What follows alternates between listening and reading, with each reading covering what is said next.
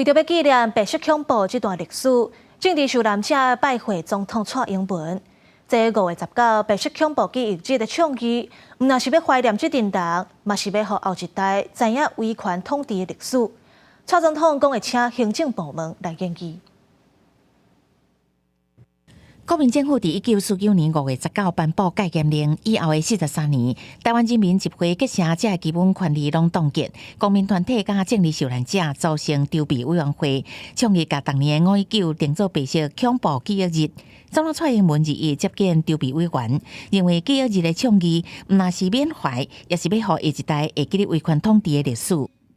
也提醒我们要将民主前辈的奋斗精神继续传承下去。我会请行政部门依照纪念日及节日实施办法仔细研议，也期待各位我们前辈持续的提供宝贵的意见。包括这个利用单列这的政治受难者，认为把这个记忆日列作国定纪念日，重点是让这个历史唔通放袂记哩。那个记忆如果丧失的话，这个国家是没有历史的。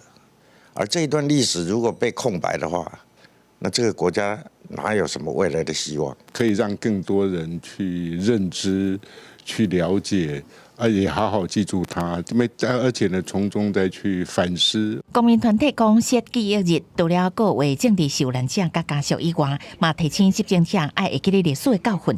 透过电影的方式，结合很多网红、年轻的比较有历史意识的网红。一起来把这个历史记忆用现代的传播的手段方式，把它往下往外去传递。为了反省这段历史，公民团体讲未来会定期举办讲座这样活动，佮透过文字视听的形式创作，让后代认捌白色恐怖的无正义，持续深化历史意识，好悲剧袂阁发生。记者综合报道。